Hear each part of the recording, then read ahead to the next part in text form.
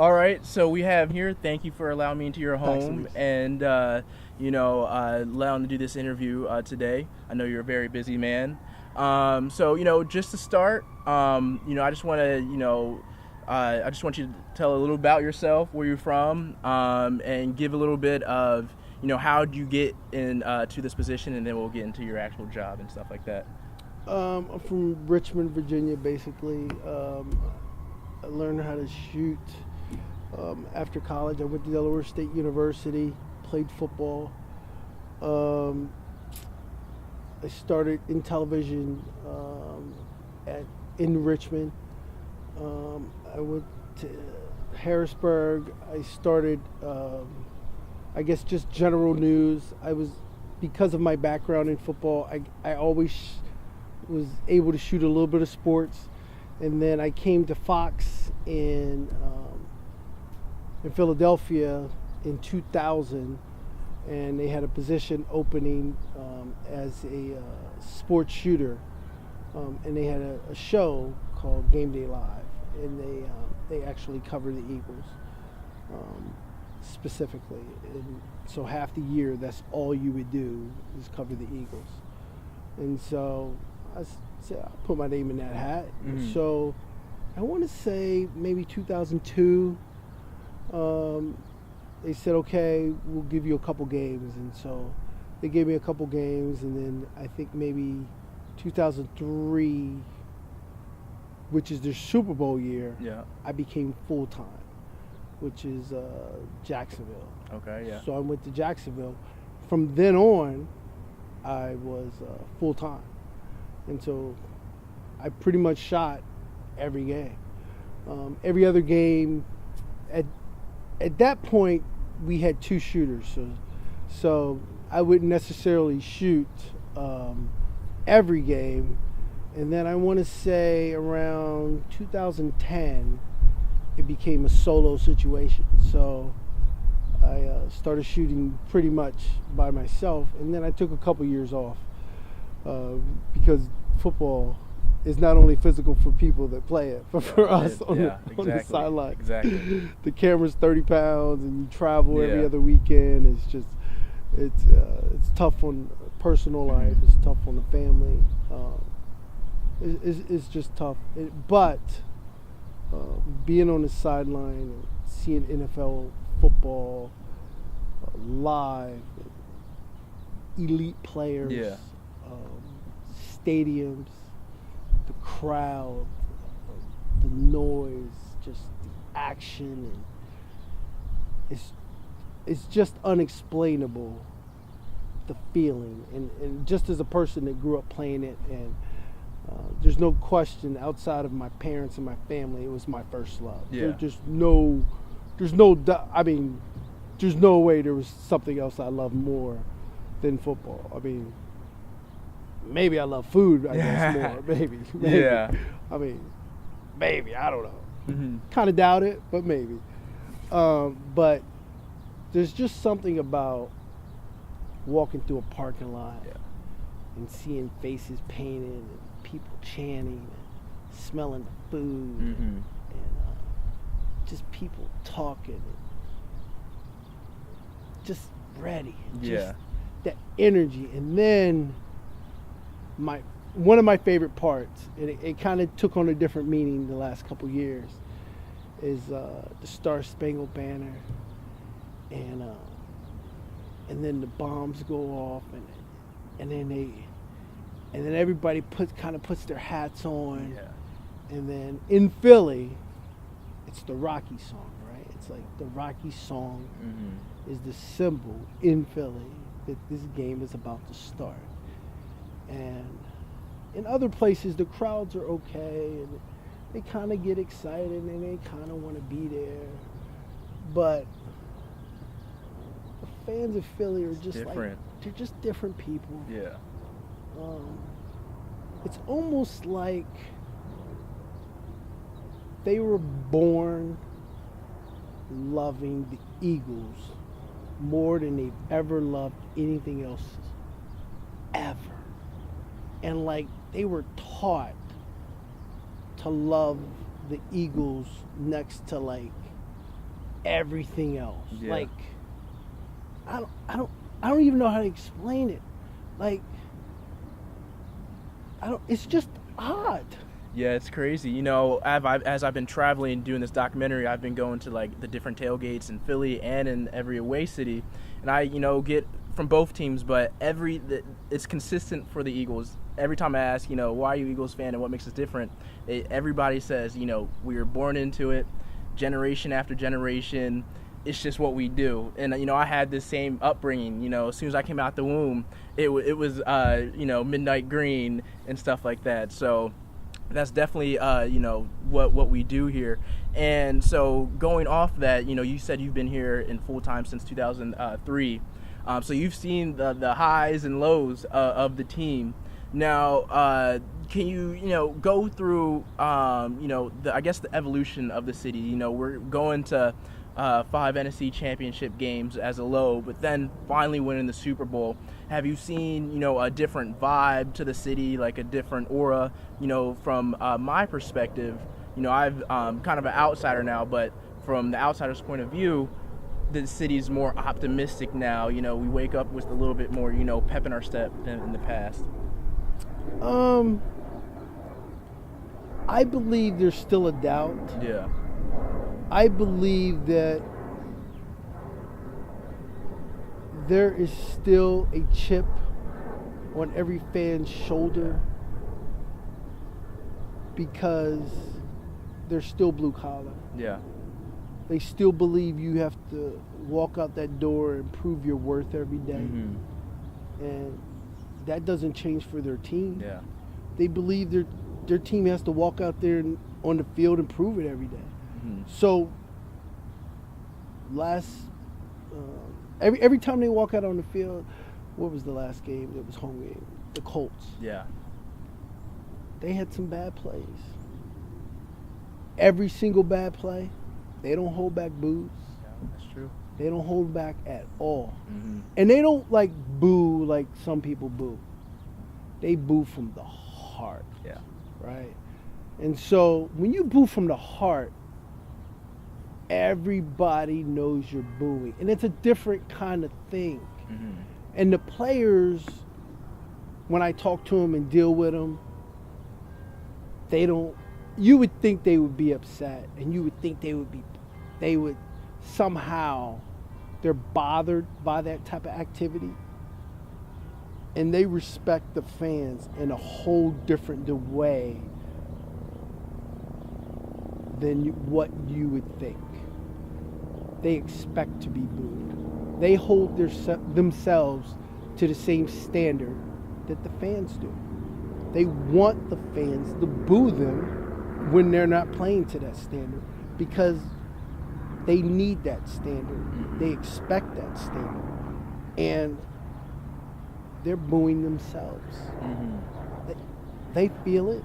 They know that was a terrible play just as much as the fans do. But when on the other side of that, they also talk about the third down plays, when they're on defense, when they're on goal line stands, and the other team has the ball, and you can't hear anything because the fans are right there with them. The fans are in the backfield, in the quarterback's ear, and all you see is a big old offensive lineman falling backwards because he can't hear the snap count. Mm-hmm. And you see the flag jump up in the air, 5 yards offside. Exactly. And, it's still a gritty city, like you were saying. They do play by that. And you do bring up, I know what Malcolm Jenkins said this year in an interview. He was saying, I'm glad, we got those boos because he was afraid that, the fan base switched up after the Super Bowl. And, that did not happen. Now, with that, you do seem like a very busy guy. You have a lot going on, especially in the media industry. It just comes with the job. Can you just talk about, the day-to-day, job function for you? Like, what's the average day for you? So I usually, just come in. I usually edit. It depends on it depends on what happened the week before, where I was at. This week I was in Nashville. Mm-hmm. They played the Titans. Yeah. Wasn't a good game. No. They went into overtime. The defense gave up like Four, a zillion fourth down plays. Fourth down in OT. I have crazy. no idea what was going on. The fans, they clearly came from South Philly with us. They were there with us in the building because they were loud. They were obnoxious. I mean, so this is another thing about, I guess, Philly fans, that people that follow the team know and understand. They roll with the squad. Oh, yeah. So, and real fans roll. So it's not, sometimes you have transplants, and those are good fans. But there's something about flying on the plane with people that are coming from Philly that actually go to the games at the link, that are going to the games, because they bring that aura, they bring that same energy, and the team feels it. People in the stadium feel it, and it's a certain energy that just can't be explained. And people in the stadium say, Billy is so in this building. And they say these people are crazy. Because I remember I was on the field, and one of the people that worked for the Titans leaned over and said, I can't believe how many green people are in here. Every week. I said, man, this is how they work, man. Yeah. I said, this is what they do. Yeah. I said, I just talked to somebody that usually gets all painted up and everything. And I asked him, I said, why are you not painted this week, man? I was like, I was looking for, you know. He was like, we got to drive straight back. He was like, it's a 12-hour drive, so it takes too long to take it off. I got to go to work. I got to go to work as soon as I get back, so I don't have time. That's how committed they are. Like, as soon as I get back, I got to go to work. Yeah. Like, Broadway in Nashville was overran all weekend. You couldn't go down the block without seeing green. I probably saw maybe 4 Titans, like, just gear. It didn't have to be a jersey. Maybe a Titans hat, like 4 on, like, my one hand. So, you know, that's definitely how we roll. And with this, with your career, what going forward, my production company is Dreams Are Tangible Aspirations.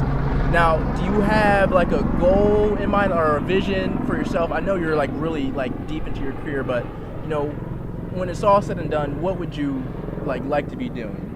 You know, I guess at my point, I'm 20 years into my field, so at some point there were some thoughts of branching out, doing something of my own and things like that.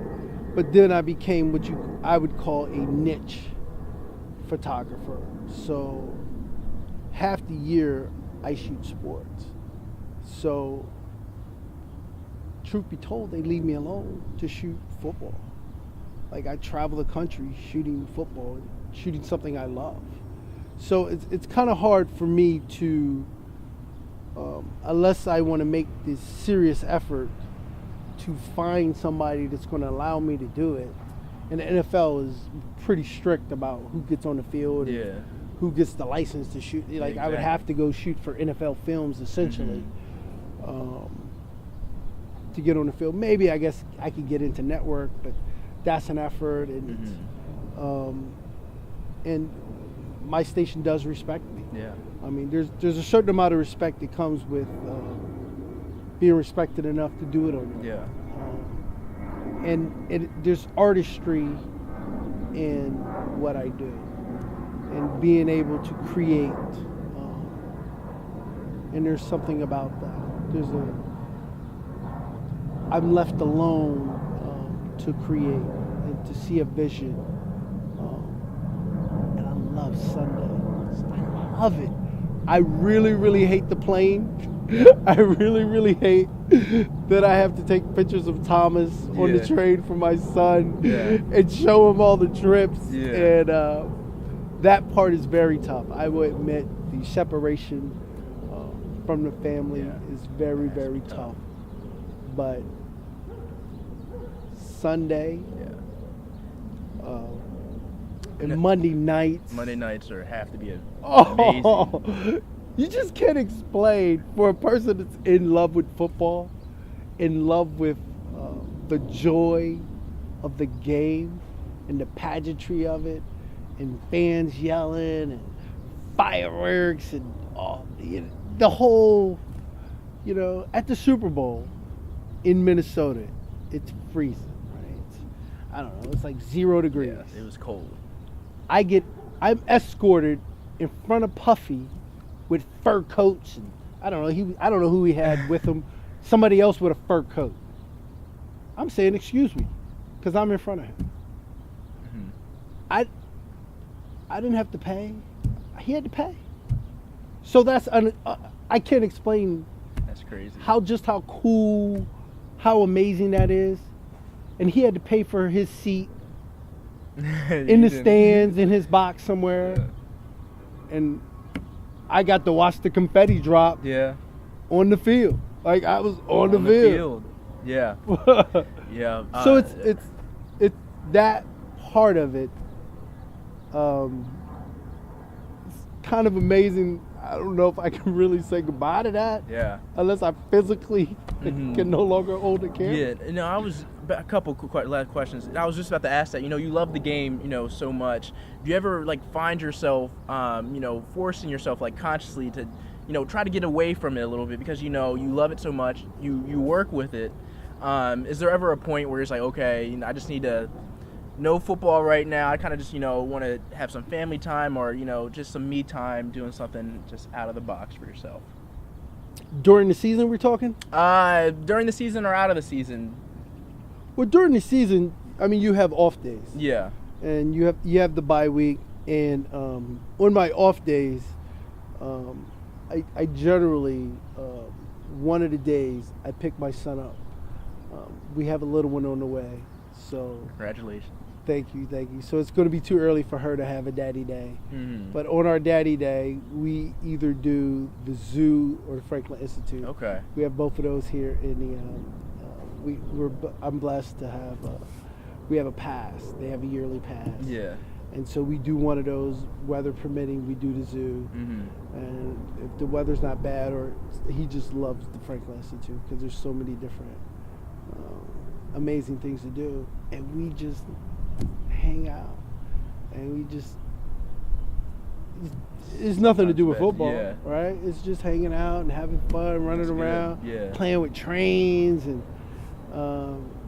it's that part I just love, and I just love doing that, just being daddy, not being anything, and when in a social setting, I think I usually never bring up my job, just because in this town, everybody truly loves the Eagles. Yeah. And so I kind of shy away from it because I know once somebody knows what I do, they automatically want to talk to me. Mm-hmm. And I love talking about it, and I'm a talker. And so I fall into the trap of talking about it, and I just kind of want to blend. Yeah, just blend in. I just kind of want to be a regular guy for a day, right?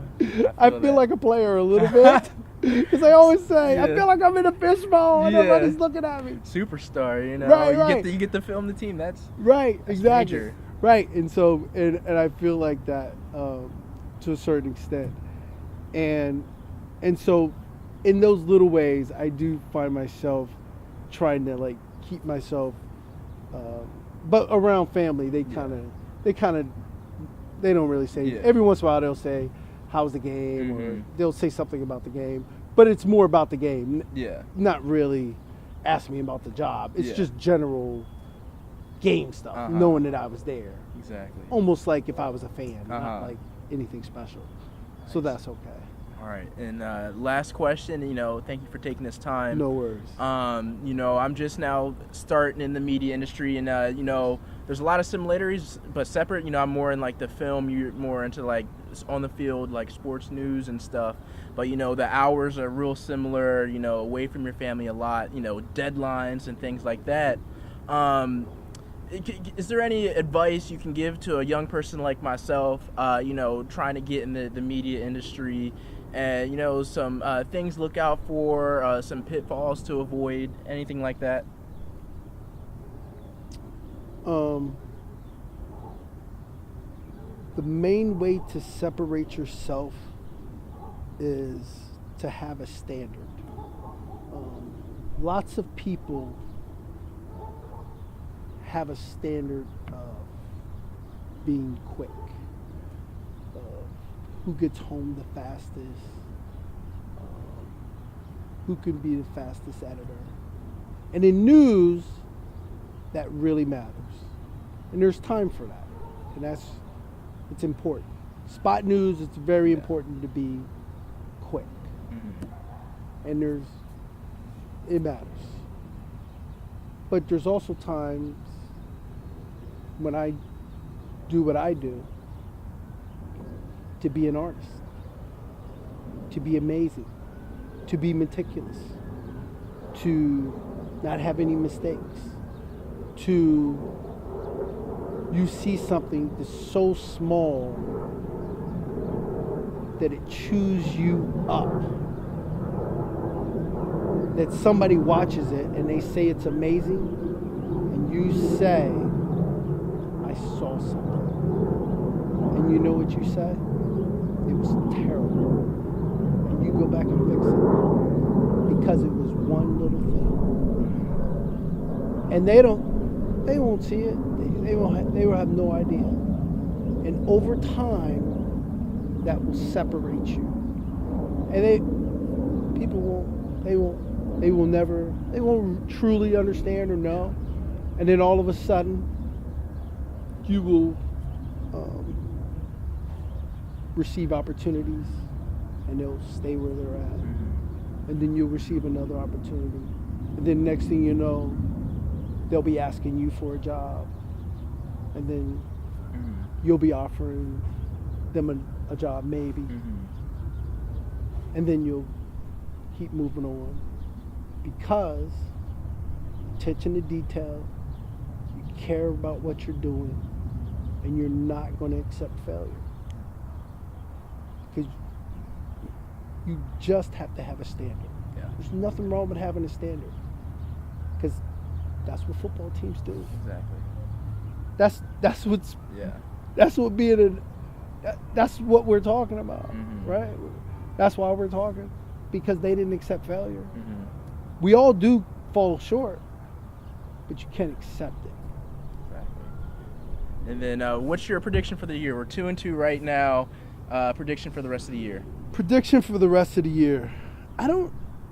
They do play 16 games, right? It's a 16-game season. I truly believe they make the playoffs. I think it's any man's game. I find it difficult to make it to the Super Bowl. I don't know. I have no idea why they wouldn't make it to the NFC Championship game. My problem is, how healthy can they be once they make it to the NFC Championship game? Like how healthy are they once they get there? Yeah. Right? Yeah, like, we're going to have 8 people again, on the bench, so like it should be right, fine. Yeah. Right. Like, is Carson Wentz healthy? Yeah. Is Fletcher Cox healthy? Yeah. What's the other D tackle that Timmy Jernigan? He has yet to play. Is he? I want to see him play. Yeah. Like, what's the other guy? So there are a couple key people. Like, what is Alshon Jeffrey going to look like? Like, he looked amazing on Sunday. Like, what is he going to look like this week? Like, I feel like he's going to... Like, what happened to Corey Clement? He's hurt. I think quad right now, so... Right? So, like, what would that game have looked like on Sunday if he played? Yeah, exactly. Right? Because clearly Ajayi is not healthy. No. He's gutting it out for the squad, but that's true. What's his name? He's Smallwood. He's okay, but he's not Corey Clement. Yeah, he's not Corey Clement is good. He's a stud. Like I think he's a complete back. He's just not quite there. I think he has all the tools. I think he's grown into a complete. I like him a lot. I think he changed the Super Bowl. Yeah. People forget about that. That catch. Yeah. He set up the what's it called? He set up the Philly special. Yeah. It was like a 50 or 60-yard play. Came out of nowhere. Yeah. I was just like, what is? I thought he was going to score. Yeah. I have no idea why he didn't score. Like I have no. He was coming right at me. I was like, keep coming. Yeah. I was like, that's the shot. Exactly. Dude, I was so muddy. It was just like, I was randomly in the middle of the field because at the Super Bowl, you become stuck in spots because there's so many people everywhere, and you're randomly stuck in a spot from certain places, and you just pick a spot because there's so many different. They're from all over the world. Yeah. And you just say, oh, well, I can just hang out here for a little bit, hang out here. Okay, now I'm gonna move here. And on the Philly special, I was stuck in the middle of the field because something happened to the riser. Oh, okay. And when they're that close, you want to actually shoot on the side of the field, but the riser was broken, so I couldn't get around, and they were fixing it. And there were a couple of us, and I looked, and we all looked, and they were like, the riser's broken. And we were like, and you can't really hear it because it's loud. And we both looked at we were like, this is not good. Because you're also on network TV. So I'm sure everybody's seen those boom cameras where they have like the steady cams. Yeah. So there's like a steady cam guy, there's an NFL film guy, and those guys don't operate by themselves. So there's like two people with them, and then NFL guy has a guy with him and a guy with a battery guy, and you're just like, so it's like 6 people standing in front of you. And you're just like, no! Do you know? They're like on the 10-yard line. It's the 4th down. Like, what is wrong with you people? Can somebody get on the knee, please? And then it's like, shh. And all this happens, and it's like, did they just score? And for me, I'm lucky that I kind of followed it. But I had a GoPro, and the GoPro saw everything. And I was just like, that was unbelievable. So uncool. I was like, that was so. And the GoPro, you can see everything. And I showed it I went to a class, and it was like career day. And they were like, how did you see the play? I was like, does it look like I can see the play? They were like, but because they saw both cameras. And they were like, you were kind of locked in. I was like, well, because you're locked in. I was like, you kind of try to stay focused and stuff. They were like, how do you do that? Like, they were really into like, how do you even, like you just guess. Like, you have to try to see the ball. And they were like, wow, but you can't even see the ball half the time. And so we were talking through it, and they were really interested in it. I was like, you just go with it. You got to have a vibe. You have to look through your other eye. And sometimes it's through experience, and you can tell body language, you can tell the way they look, and when you shoot football for 15 years, and then at the level of the NFL, and then last year was a long season. I think I may have had my best year of shooting actual football because the season was so long. So my muscles had created such a nice memory. Rhythm and oh man, well, because it takes a while to build up a rhythm. Even at the beginning of this season, I had a couple games where I just wasn't shooting well. I just didn't feel great about how I was shooting the game. In Nashville, I had a couple first quarter, I didn't feel really great about it, but as the game wears on, and then you look at the tape, it doesn't look as bad as you think. You just feel bad. And you always, because you have a standard.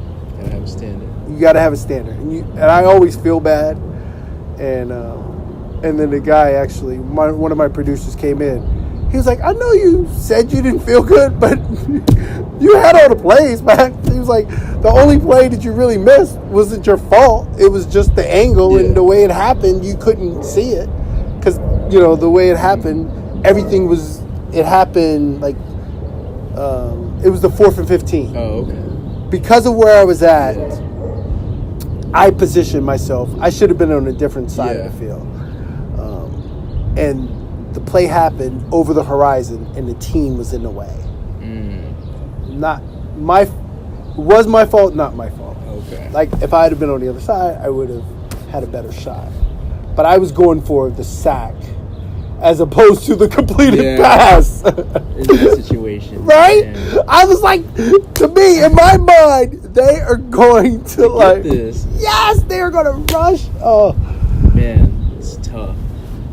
Man, thank you, Mr. Paxton, for taking this. You're actually a really good person to interview. I learned a lot from this. Appreciate it.